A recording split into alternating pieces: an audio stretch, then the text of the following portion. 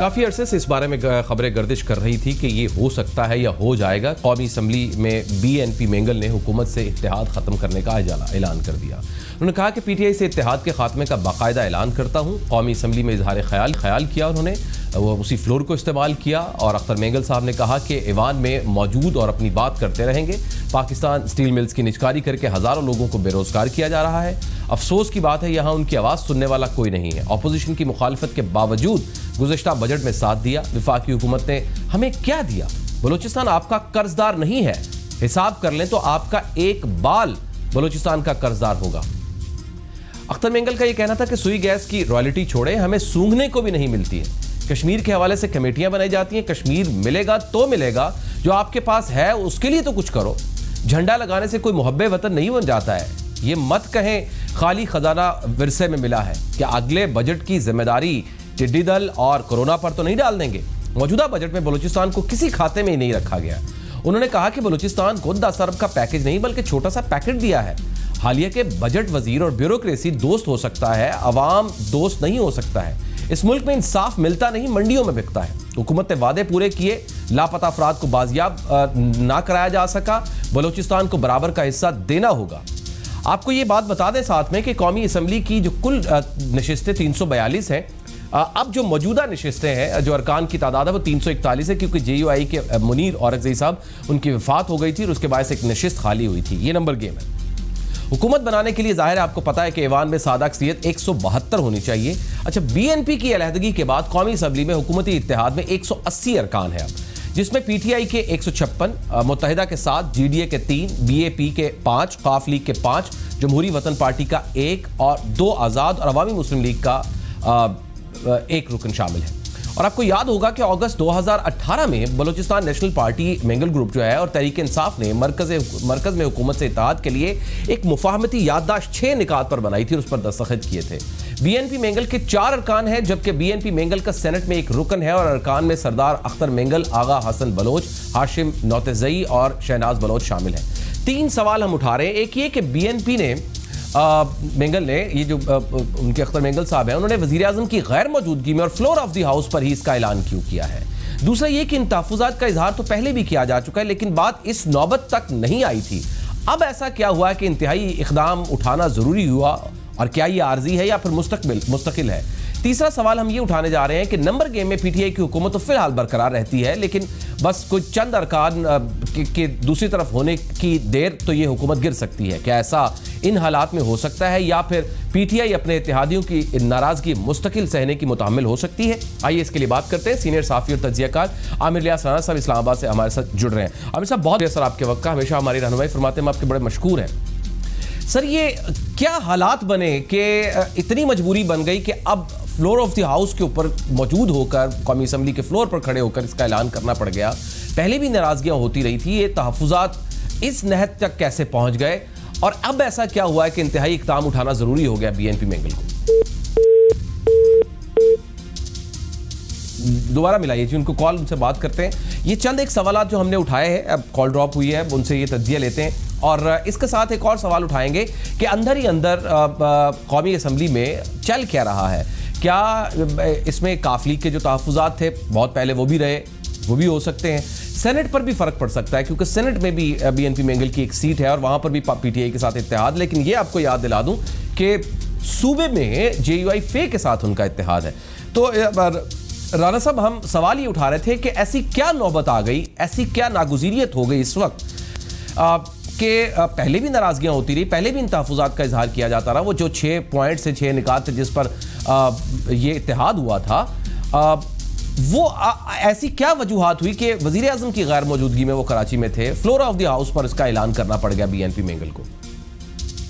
دیکھیں، پہلی بات تو یہ ہے کہ وزیر اعظم چاہے اسلام آباد بھی ہوتے تو وہ کون سی اسمبلی میں ہونے تھے، لہٰذا اس بات سے تو فرق نہیں پڑتا کہ آپ کراچی میں ہیں یا وزیر اعظم اسلام آباد میں۔ ٹھیک ہے، اصل ایشو یہ ہے کہ سردار اختر مینگل نے پارٹی کی سینٹرل ورکنگ کمیٹی بلا کے اور اس کا فیصلہ اناؤنس کیا قومی اسمبلی میں آ کے، اور بلوچستان کا اپنا مقدمہ بھی سب کے سامنے رکھ دیا پبلک کے، اور وہ براہ راست ٹیلی ویژن سے نشر بھی ہو گیا۔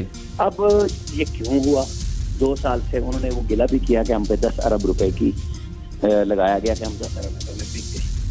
اب اتحادی ہمیشہ اسی وقت بات کرتے ہیں جب کو ضرورت ہوتی ہے۔ ٹھیک ہے. اور یہ 2-3 دفعہ ہو چکا تھا کہ مینگل صاحب لاسٹ بجٹ میں بھی ناراض ہوئے, پھر اس کو منایا گیا اور منانے والے تھے جہانگیر ترین, بالکل, اور وہ اپنے جہاز سمیت غائب ہیں, اور پتہ نہیں وہ شاید اگلے ہفتے آ رہے ہیں, وہ کیا کریں گے.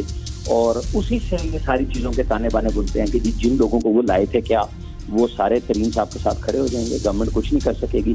کیونکہ وزیر اعظم عمران خان جہاں حزب اختلاف سے بات نہیں کر رہے تو اپنے اتحادیوں کے ساتھ بھی ان سے کچھ بہت اچھے مراسم کہیں یا روابط کہیں تو وہ نہیں ہیں, بلکہ وہ بلیو کرتے ہیں کہ وہ جو 2-3 وزیروں کو وہی مل لیں گے اور کافی ہو جائے گا, جس کی وجہ سے اتحادیوں میں بے چینی بھی ہوتی ہے. اب ایک جو آپ نے ابھی ابتدائی میں کہا کہ 2 آزاد اراکین بھی حکومت کے ساتھ ہیں, ان میں یہ فیصلہ ہوتا نہیں, جنہوں نے موجودہ وزیر اعلیٰ کو ہرایا بھی ہے قومی اسمبلی کے نشست سے, اور وہ حکومت کے ساتھ ہیں. لیکن جیسے یہ نفسی ایوارڈ ہوا اور جاوید جبار کو نامزد کیا بلوچستان سے, تو انہوں نے ہائی کورٹ میں ریڈ کر دی کہ یہ غلط ہے, یہ ہمارے صوبے سے نہیں ہے, جس کی بنیاد پہ جاوید جبار صاحب کو پیچھے ہٹنا پڑا. وہ اتحادی بھی ہیں, وزیر اعظم سے ملاقات بھی کرتے ہیں, لیکن گلہ بھی کرتے ہیں کہ میرا بہت بڑا ایریا ہے جس میں ہب سے لے کے اور گوادر تک کا ایریا, اور وہاں ہمیں فنڈز نہیں ملتے.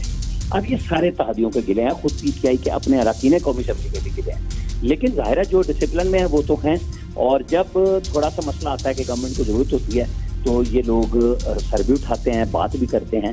لیکن اس دفعہ بات چیت سے زیادہ سردار اختر مینگل نے اپنے آپ کو وہاں لا کے کھڑا کر دیا کہ جیسے انہوں نے پوائنٹ آف نو ریٹرن لے لیا سیاست میں. اور ابھی تازہ خبر یہ بھی آئی ہے کہ آصف علی زرداری صاحب کا بھی اختر مینگل صاحب سے ٹیلی فون پہ رابطہ ہوا ہے. تو ظاہر ہے کہ جب وہ حکومت کے اتحادی نہیں رہے تو حزب اختلاف تو اکٹھی ہونا شروع ہو جائے گی آٹومیٹکلی, کہ یہ حکومت کی کمزوری ہے کہ آپ کا اتحادی نکلتا ہے تو حزب اختلاف جو آپ کو بہت ٹائم دے رہی ہے آپ کو حکومت کرنے کے لیے, کیونکہ ان کے آپس میں بھی اختلافات ہیں.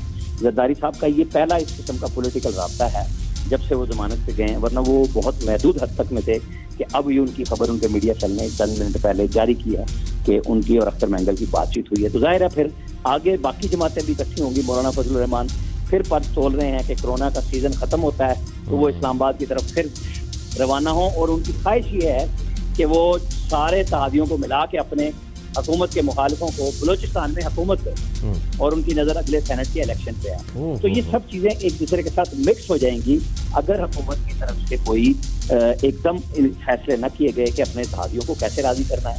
حزب اختلاف سے بات کرنی نہیں ہے, کیا ان کے خلاف صرف انتقامی کارروائی کہہ لیں جو حزب اختلاف کہتی ہے, یا نیب کا ایجنڈا ہی چلے گا. یہ چیزیں خود وزیر اعظم کو سوچنی ہوں گی کہ 2 سال گزر گئے ہیں, اور جہاں اس میں آخری 3 مہینے میں اب یہ کورونا نے بھی آ کے گورنمنٹ کو پکڑ لیا ہے, ٹڈی دل پھنسا ہوا ہے ساری طرف, فصلیں خراب ہو رہی ہیں, اور یہ وہ ساری چیزیں ہیں جو اکنامک انڈیکیٹرز کو خراب کریں.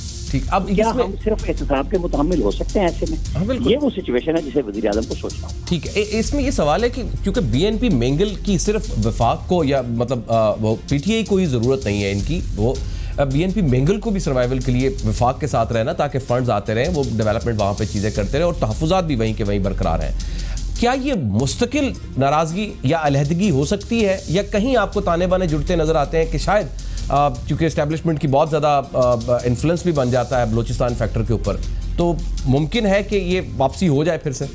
سیاست میں کوئی چیز حتمی تو نہیں ہوتی. ہاں, یہ تو ہے. یہ شروع سے اصول ہے کہ آج کا اتحادی ہیں, کل کے مخالف ہو جائیں گے, کل کے مخالف ہیں وہ آپ کے اتحادی ہو جائیں گے. آج حکومت کے اتحادی کی نہیں رہے تو آصف علی زرداری صاحب نے اپنے بلوچ بھائی سے اختر مینگل سے رابطہ بھی کر لیا. ظاہر سیاست اپنے پتے شو کرنے کا انعام ہے کہ جی ٹھیک ہے. اس سے اگر صرف بھاؤتاؤ مقصد ہوگا اختر مینگل کا تو وہ پولیٹیکلی انہوں نے اس بات کا اشارہ بھی کیا کہ پچھلی دفعہ میں حزب اختلاف نے بڑا زور لگایا تھا کہ آپ بجٹ میں ہمارے ساتھ, ہم ساتھ نہیں بیٹھے اور ہم ان کی بات میں آ گئے اور ہم نے مان لیا. ظاہر ہے کہ ان کو یا تو ڈیولپمنٹ میں حصہ ملا ہی نہیں, جو کہ اوور آل ہر طرف سے بجٹ ہی نہیں تھا, پیسے ہی نہیں تھے, تو ان کو کیسے ملتا.